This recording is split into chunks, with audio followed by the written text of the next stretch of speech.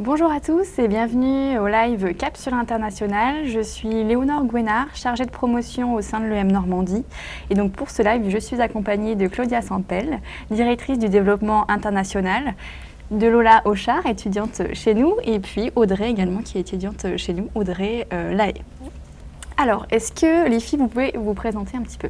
Donc bonjour à toutes, moi c'est Lola Auchard, je suis étudiante en deuxième année dans le parcours grande école à l'EM Normandie et en parcours francophone et je suis partie en expatriation en Lettonie. Bonjour, moi c'est Audrey Lahaye. Donc je suis également en deuxième année du programme grande école à l'EM Normandie. Donc moi dans le parcours anglophone, donc je suis tous mes cours en anglais et je suis partie en expatriation à Singapour. Ok. Est-ce que vous pouvez me parler de l'international à l'EM Normandie, Claudia? Tout à fait. Alors, l'international, déjà, dans l'école, c'est vraiment quelque chose qui est dans l'ADN de l'école. C'est inscrit dans le plan stratégique de l'école. L'internationalisation est très important.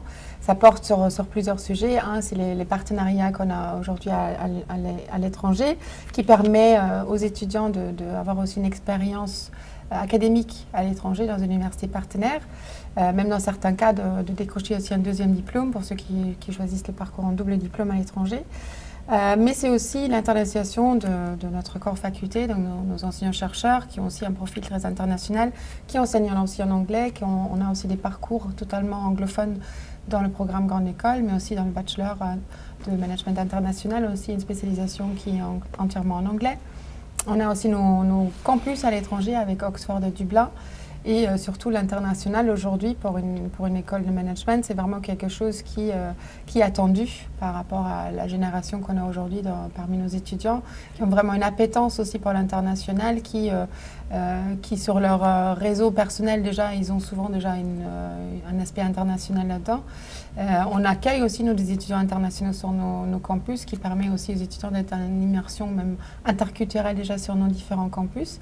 Et donc l'international, c'est un aspect très important dans la formation, sur le plan de compétences, on va dire de hard skills, donc compétences, connaissances de la matière en gestion, mais aussi sur le plan plus personnel, développement des soft skills qui sont très attendus aussi par les recruteurs, par les problématiques qu'on rencontre aujourd'hui en entreprise, que ce soit en France ou à l'international.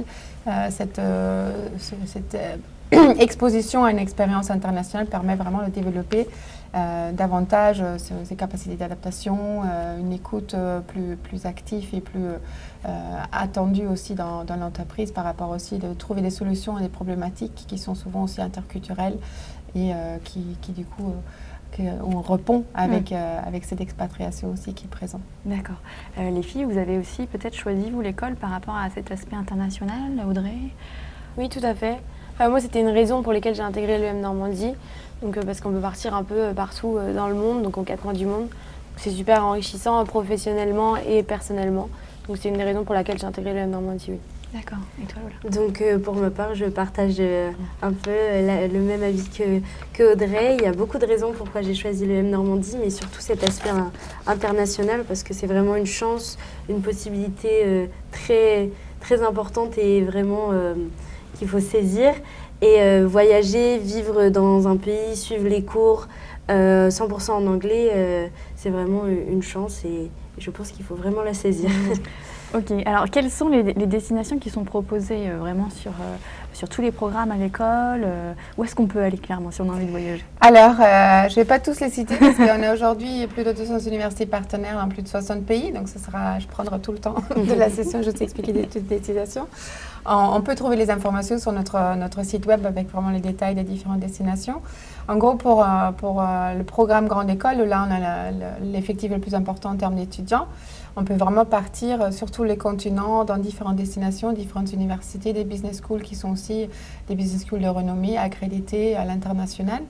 Il y a des programmes qui sont souvent, la langue d'enseignement c'est souvent l'anglais, mais on a aussi des endroits où ça va être l'espagnol, ça peut être aussi l'allemand, l'italien, le portugais. Donc ça permet aux étudiants de travailler vraiment plusieurs compétences linguistiques, mais aussi compétences au niveau des matières de gestion, parce qu'on voit aussi d'autres matières. Je pense que quand vous étiez dans les universités partenaires, il y a aussi des cours qu'on ne propose pas, donc ça enrichit vraiment ce côté-là par rapport aux étudiants. Dans notre bachelor Management International, notre programme au Havre, les étudiants sont dans un parcours sur 3 ans et la deuxième année est intégralement à l'étranger, dans une université partenaire. Et en troisième année, ils ont la possibilité même de faire aussi un double diplôme dans une université ou en Allemagne ou en Suède qui permet de décrocher un deuxième diplôme international d'une université partenaire et donc vraiment compléter son CV aussi par rapport au recrutement derrière et même pouvoir s'installer dans un pays étranger pour pouvoir y travailler. On a une question de Mathilde qui demande quel niveau, quel score il faut avoir au TOEIC pour partir à Oxford. Alors, pour Oxford, quand c'est dès la première année, donc on a, on va dire, sur le programme grande école, 2 cycles. Il y a le cycle undergraduate, ça veut dire que c'est ses premières d'études. On a le cycle graduate, c'est sur les 2 années de master. Donc, pour le cycle graduate, il faut un niveau 750 de TOEIC pour pouvoir intégrer le programme qui est entièrement enseigné en anglais. Et quand on veut y aller au niveau M2, donc pour une spécialisation, la spécialisation qu'on enseigne à Oxford, c'est le Banking, Finance and FinTech. Et là, il faut 790. D'accord. Les filles, alors où est-ce que vous êtes allées? Parlez-nous un petit peu de votre expérience. Qu'est-ce que vous avez vécu sur place, Lola? Donc, pour ma part, je suis allée donc, en Lettonie, dans la capitale, donc Riga, dans l'université de Rizeba. Donc, c'est la Lettonie, pour recontextualiser, c'est un pays, il fait partie des 3 pays baltes, au bord de la mer Baltique et à l'est de l'Europe. Donc c'est vraiment une ville rythmée par les internationaux qui viennent du monde entier découvrir tant la culture culinaire, artistique, artistique, musicale et aussi architecturale. C'est une ville vraiment qui essaye de plus en plus de s'ouvrir au monde et de renforcer son identité malgré son passé. Par ailleurs, elle est vraiment très très fière de son indépendance, d'avoir obtenu son indépendance. Donc chaque année, il la célèbre. Et cette année, j'ai eu la chance de participer au centenaire de cette indépendance. Donc il y avait des feux d'artifice, des concerts, des performances artistiques. Donc c'était vraiment très très sympa. Et également, elle est entourée des pays scandinaves, de la Laponie, qui fait partie des pays scandinaves également, et des pays baltes, donc que j'ai pu visiter. T'en as profité, ouais. J'en ai profité, voilà. J'ai pu tous les visiter et vraiment, ça m'a énormément enrichie. D'organiser tous ces voyages, ça apporte vraiment une autre compétence au niveau organisation. Et également de voir des paysages à couper le souffle et de découvrir la culture, c'était vraiment extraordinaire. Donc je regrette en aucun cas mon choix, c'était vraiment une très très belle expérience et de découvrir ce pays que je connaissais peu finalement et de découvrir tous les pays autour. Ok, et alors toi Audrey? Pour moi, pour Singapour, du coup, c'est une cité-État. Donc au niveau de la ville, du pays en soi, c'est une ville gigantesque avec gigantesque. Il y a beaucoup de gratte-ciel, beaucoup de centres commerciaux démentiels, voilà. Mais c'est aussi une ville-jardin, donc dans le sens où il y a plein de fontaines, plein de verdure. Donc le contraste est super intéressant à voir. C'est aussi une ville où il y a pas mal de cultures, donc il y a un mélange culturel, donc la culture malaise, la culture indienne, chinoise. C'est super intéressant. Au niveau du campus, donc c'est un campus qui est assez grand et les locaux sont magnifiques. C'est très bien pour travailler, c'est super. Là-bas, ce qui m'a pas choquée, mais qui est différent d'ici, c'est qu'il y a vraiment une compétition entre élèves et du coup, c'était pas toujours facile au début. Mais après, ça se fait. Au final, je suis très contente parce que ça m'a permis de donner le meilleur de moi-même. Et en prenant du recul, maintenant, je suis très contente de mon expatriation. Je suis très contente d'avoir pu voyager aussi autour parce que Singapour, c'est un hub en Asie. Du coup, ça m'a permis de voyager un peu autour. Donc vraiment, mon expatriation très enrichissante et je regrette en aucun cas non plus mon choix. J'ai eu l'occasion de vous voir en plus. Je suis allée à Singapour voir les étudiants parce qu'il y avait une conférence. Et ce qui m'a marqué aussi, c'est tous les Singapouriens, quand on leur parle du fait qu'on vient pour la première fois, ils répondent toujours « Alors, vous appréciez, c'est un lieu très, très sûr, c'est très… Donc, la sécurité, c'est vraiment très important là-bas et ils sont très, très fiers de ça aussi.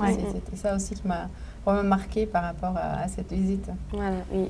C'est sûr que niveau sécurité, c'est pas mal. On peut sortir un peu quand on veut là-bas, parce qu'ils ont une législation qui est assez stricte comparée à ici. Mais d'un côté, c'est très bien aussi. On peut sortir quand on veut. Il y a des règles qui sont plus ou moins absurdes. On peut penser comme par exemple, les chewing-gums sont interdits là-bas, donc ça peut nous paraître un peu absurde, mais finalement, tout s'est bien passé. Je suis très contente.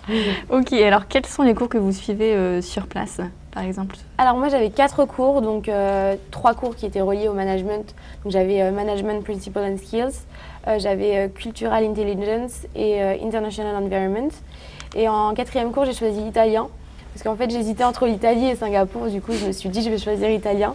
Mais c'était intéressant d'apprendre l'italien en anglais du coup, parce que ça me permet d'acquérir encore de nouvelles compétences. Et du coup c'était super. Okay. J'ai adoré mes cours, super enrichissants. C'est des cours qu'on a, comme l'a dit Claudia, qu'on n'avait pas l'occasion d'avoir ici.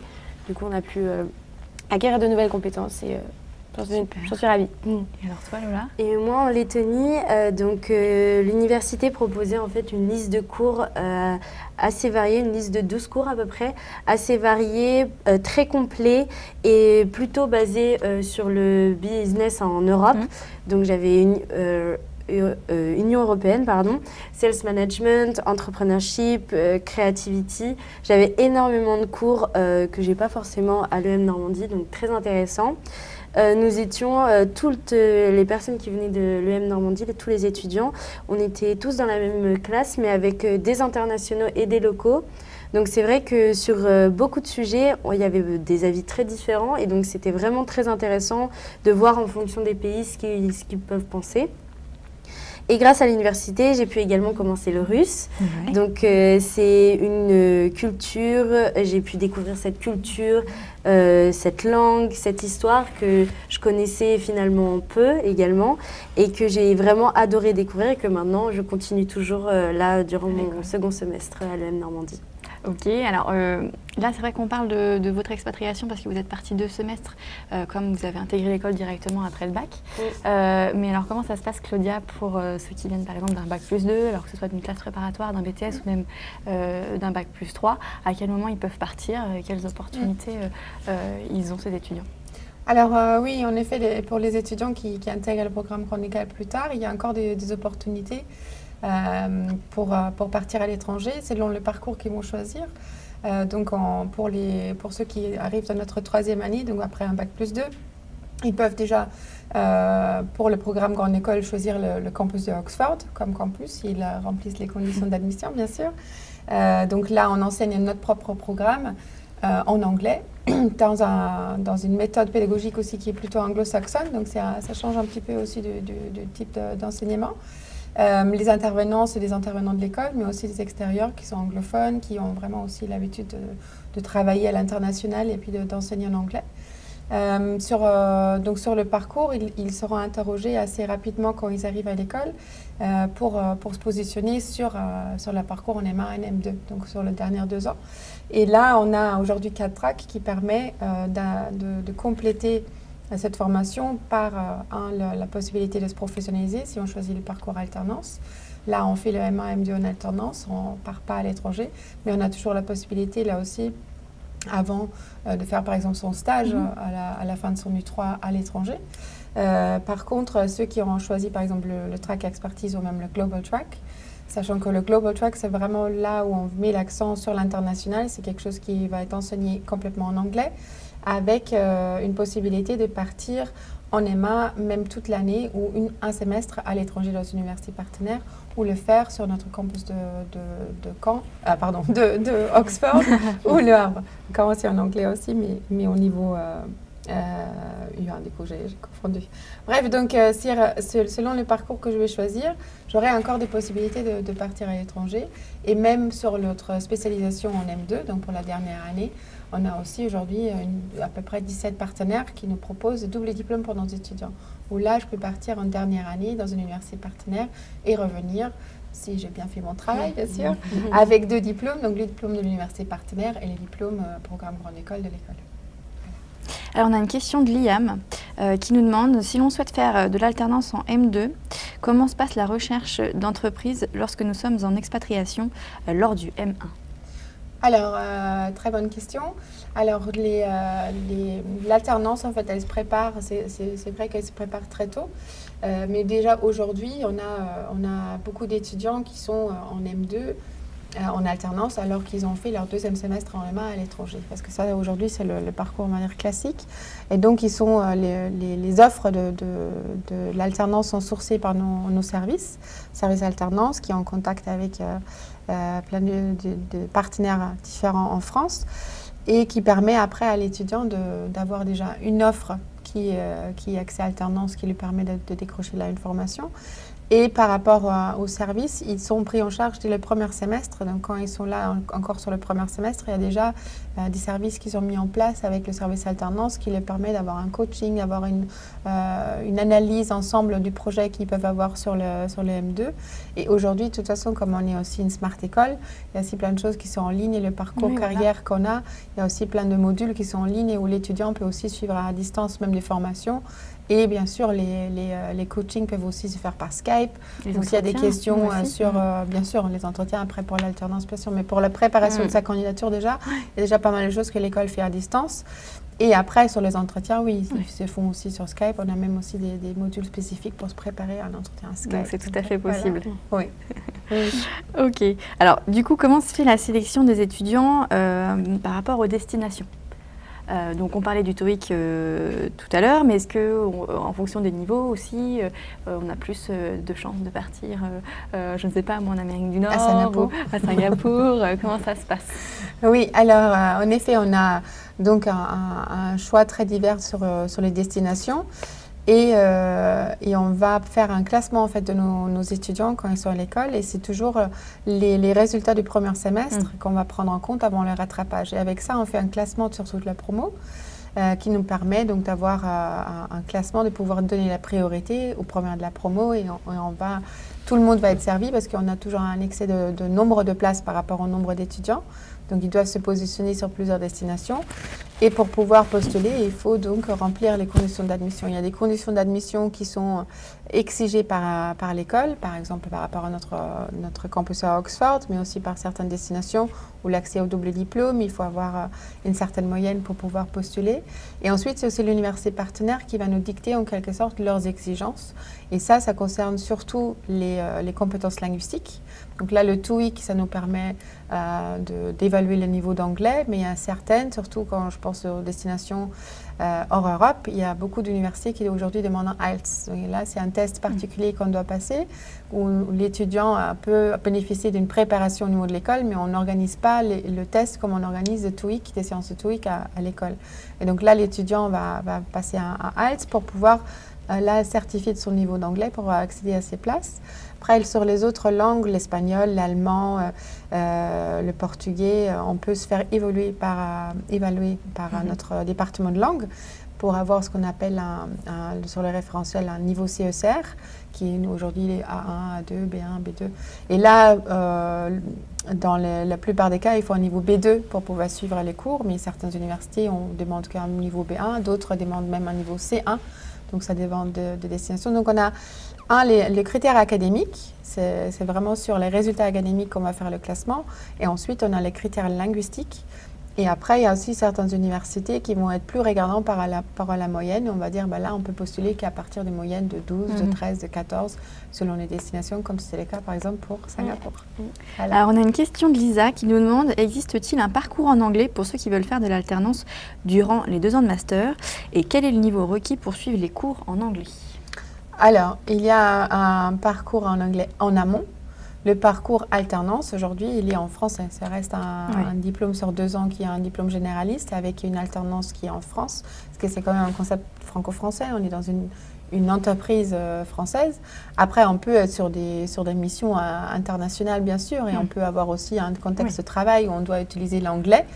Mais les cours qu'on va suivre à l'école, pour la plupart, ça va être en français. Il peut avoir aussi quelques cours qui sont enseignés quand même en anglais.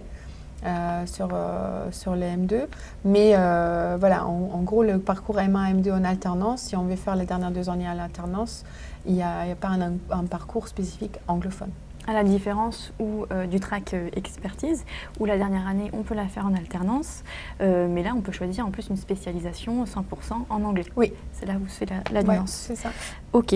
Alors, et comment ça se passe pour les frais de scolarité sur place? Y a-t-il des frais en plus et quels éléments sont à la charge de l'étudiant? Alors, on va dire que 95% des programmes qu'on a aujourd'hui à l'international n'engendrent pas de surcoût de frais de scolarité. Donc vraiment, la grosse majorité, on n'a pas de frais supplémentaires. On s'acquitte de ces frais de scolarité à l'UM Normandie et l'université partenaire ne va pas facturer quelque chose à l'étudiant. Ça reste basé sur une réciprocité dans les échanges. Ensuite, on a quelques programmes, surtout des programmes spécifiques qui sont orientés vers les étudiants qui ont encore des progrès à faire au niveau d'anglais, donc qui ne remplissent pas des conditions d'admission pour accéder à une place en échange classique. Là, on a mis en place des programmes spécifiques qui incluent un élément très fort sur l'anglais, donc un module spécifique pour renforcer notamment les compétences linguistiques en anglais. Et ça, c'est un surcoût de scolarité qui est en partie refacturé à l'étudiant. D'accord. Et ensuite, tout ce qui est les frais de visa, les transports, le logement sur place, la vie sur place, ça c'est à la charge de l'étudiant. Mais il faut savoir que là, on peut avoir des bourses qui peuvent aider à on va dire, compenser un peu le fait qu'on s'expatrie, qu'on est à l'étranger pendant un semestre ou une année. On a la bourse Erasmus, on a une bourse aussi de la région selon la résidence des étudiants. Souvent, c'est le foyer fiscal en fait, qui fait foi par rapport aux bourses régionales qu'on peut toucher. Et il y a aussi certains gouvernements même qui donnent des bourses aux étudiants internationaux quand ils sont sur place. C'est le cas par exemple au Japon, en Chine aussi. Dans certains cas, on peut toucher une bourse en tant qu'étudiant international sur place. D'accord. Voilà. Alors, comment se passent les démarches administratives? Est-ce que le service international, du coup, aide les étudiants? Est-ce qu'ils sont informés ou alors est-ce qu'ils Je sont ne sais pas, peut-être les filles peuvent livrées répondre. à Est-ce qu'on eux-mêmes? vous a aidé? Vous étiez tout seul, livré à vous-même? On nous a aidés quand même. Oui, vaut mieux. Comment ça s'est passé? Pour ma part, l'UM Normandie, surtout le service international, m'a donné des prénoms d'étudiants qui étaient partis dans ma destination. Et comme ça, j'ai pu les contacter, j'ai pu leur poser plein de questions sur la destination, les bons plans, vraiment à tous les niveaux, et notamment au niveau du logement, parce que c'est ce qui stresse la majeure partie des étudiants, le logement. Et donc, elle m'a ajouté sur différents groupes Facebook, notamment, et j'ai pu trouver des colocataires là-bas et avoir un bel appartement. Moi, du coup, les services m'ont aidé pour tout ce qui est l'inscription, le dossier, etc. Ouais. Donc, notamment par rapport au choix de cours aussi, parce qu'on ne pouvait pas avoir accès à tous les cours non plus. Du coup, oui, ils ont répondu à toutes mes questions et puis voilà. Et donc, ça, par rapport à Lola, donc au niveau du logement, c'était différent? Oui, moi, justement, c'était pendant l'inscription, en fait, l'université là-bas proposait des chambres étudiantes. D'accord. Donc, soit en colocation, soit tout seul. Et en fait, c'était un tirage au sort, en fait. Donc, on ne savait pas, c'était un mois à l'avance, on a su. Et du coup, ils proposaient ça, donc c'était des chambres sur le campus. Oui, souvent c'est ça le cas en fait. Nous, on accompagne nos étudiants par rapport à tout ce qui est inscription dans l'université partenaire, les informations pratiques, parce qu'on reçoit, nous, les informations des universités partenaires.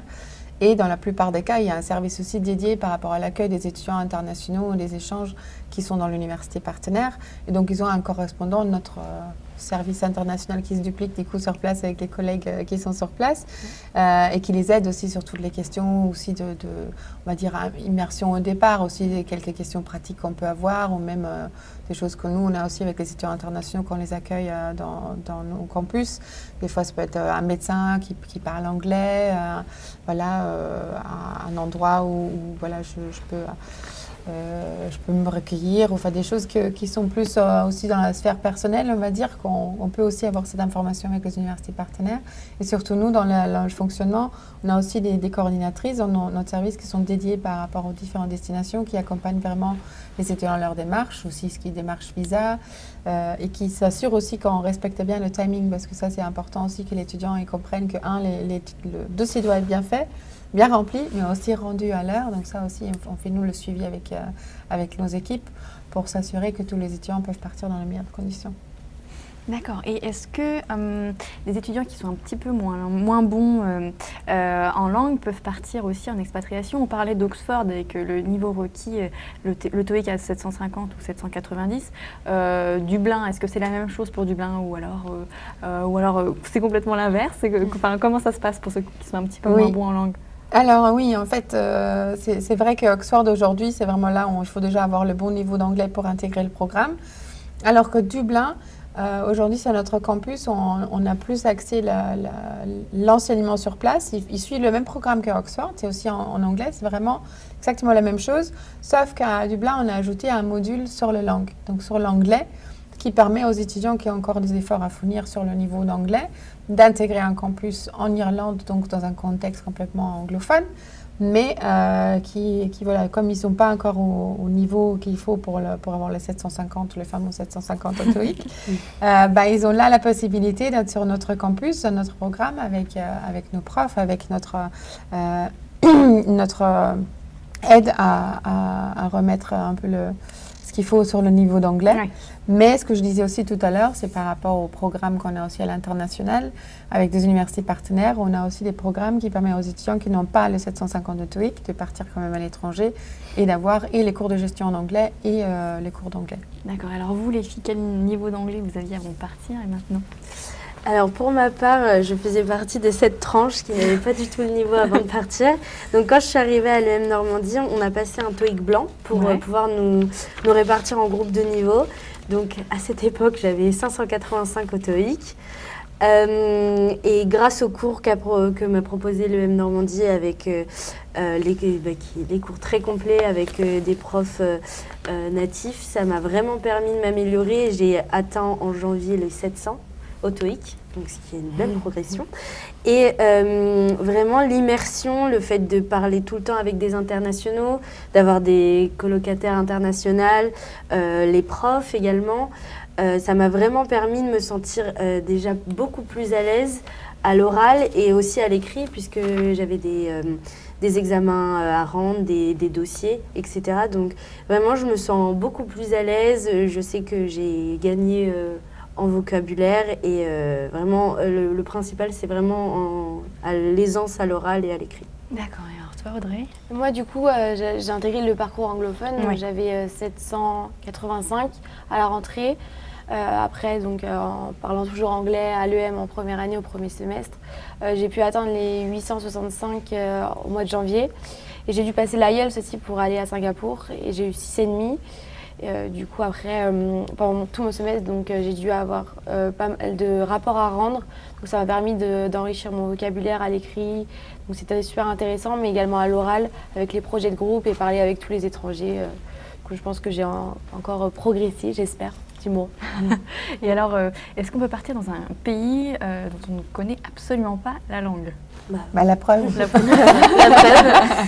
Ils parlent letton ou russe, donc oui, ça c'est fait. Et maintenant, en plus, tu apprends le russe. Et maintenant, en plus, j'apprends le russe. Bientôt donc, le letton. Non, quand même pas. C'est plus compliqué quand même. Oui, comme je disais, c'est souvent la langue d'enseignement, c'est en fait l'anglais. C'est aujourd'hui spécifiquement dans le business school. Souvent, c'est enseigné en anglais, donc on peut partir effectivement en Finlande, au Japon, au Mexique, sans forcément parler la langue du pays.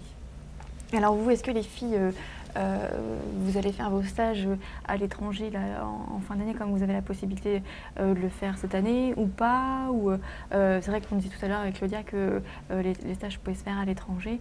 Est-ce que vous l'avez en projet cette année ou pas du tout? Peut-être plus l'année prochaine? C'est un projet? Moi, cette année, c'est en France. D'accord. Après, je pense que dans les années à venir, oui, je ferai un stage à l'étranger, ça c'est sûr. Je suis sur la même longueur d'onde que mon stage, il se passe en France également, mais c'est vrai que c'est une belle opportunité aussi de le faire à l'étranger pour encore une fois améliorer son anglais, élargir son réseau et aller au-delà des frontières. Donc plutôt sympa. Et alors, quelles sont vos prochaines destinations pour les 3 prochaines années? Vous savez si vous voulez partir ou... Alors, Enfin, vous n'êtes pas obligé de partir, hein, mais si non, vous non, souhaitez non, partir. non, c'est un projet de sûrement faire une seconde expatriation. Après, le parcours alternance m'intéresse également, mais si je décidais de repartir, ce serait peut-être en Asie du Sud, ça m'intéresse. Audrey m'a donné très envie, voilà, ou sinon vraiment l'Amérique du Sud. C'est vraiment ces deux régions du monde, comme j'ai beaucoup vu le continent européen dans ma vie et surtout durant l'expatriation, j'ai fait pas mal de pays. Donc oui, aller au-delà de l'Europe et en Asie ou en Amérique du Sud. Voilà. Alors toi, Et moi, ce serait plus en Europe, en Italie. Enfin, On justement, y change. Voilà. Italie, on y vient. Je suis pas partie, du coup, c'était mon deuxième choix, mais j'ai préféré Singapour pour un peu partir loin et le dépaysement. Mais oui, j'aimerais bien faire un stage en Italie ou y travailler plus tard, je sais pas encore. D'accord. Voilà. On a une question de Marie qui demande est-ce que le programme alternance et le parcours international est le même pour tous les campus de l'EM Normandie, notamment le campus du Havre? Est-ce que Est-ce que le programme alternance et le parcours international est le même pour tous les campus de l'EM Normandie, notamment le campus du Havre? Alors, sur le principe, oui, on va dire que le parcours qu'ils sont proposés, ils sont proposés de la même manière à tous nos étudiants, peu importe le campus d'appartenance qu'ils ont, que ce soit à Oxford, Le Havre, Caen ou Paris. Je vais avoir le même offre. Après, il y a des spécialisations, par exemple, sur les M2, qui sont vraiment là spécifiques par campus. À Dublin, on va avoir Digital Sales. À Oxford, ça va être Banking, Finance and FinTech. Au Havre, on va avoir des choses en marketing, en entrepreneurship, en supply chain management logistique. C'est là où on a vraiment le hub sur le supply chain logistique. Et c'est d'ailleurs aussi une possibilité pour le faire en alternance, cette filière-là. Après, on a aussi International Business qui a au Havre. Sur Caen, on a d'autres spécialisations aussi en marketing, en finance, en start-up. Donc là, il y a des choses qui sont spécifiques. Donc les M2 sont vraiment spécifiques. On ne trouvera pas la même spécialisation en M2 sur deux mêmes campus. Donc je ne sais pas si j'ai bien répondu à la question. Par contre, Après, je ne sais pas si Marie, tu es forcément intéressée par le campus que du Havre. Dans ce cas, il faudra d'abord t'orienter vers un bachelor pour les 3 années. Donc là, tu pourras partir la 2e année donc à l'étranger, comme disait tout à l'heure Claudia, et la 3e année potentiellement en alternance. Et ensuite, enchaîner sur le programme, les 2 dernières années du programme Grande École, où là, tu pourras aussi donc, avoir accès aux différents tracks que présentait tout à l'heure Claudia. Voilà. Est-ce que vous voulez rajouter quelque chose, les filles? Est-ce qu'on a d'autres questions? Il faut vraiment partir à l'international. Si vraiment on souhaite vraiment s'améliorer en anglais, juste se dépayser et découvrir autre chose que la France, il faut vraiment partir à l'international. Et c'est vraiment une opportunité, une chance. En plus, on est vraiment bien accompagnés. Donc, il ne faut pas hésiter. Alors, on a une question de Sabrina qui demande les frais de scolarité varient-ils selon les campus, Caen, Oxford, Paris, Dublin? Et non. Non, on a tout pour le même prix. Les frais de scolarité, là, c'est vraiment la même chose. Comme je disais, là, on est vraiment une école. On a plusieurs sites où on est actif, on propose nos programmes. Mais les frais de scolarité s'appliquent de la même manière à tous nos étudiants. Super. Eh bien, si vous n'avez plus de questions, en tout cas, merci à toutes. C'était très, très intéressant.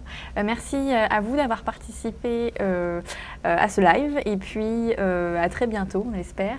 Merci. Au revoir.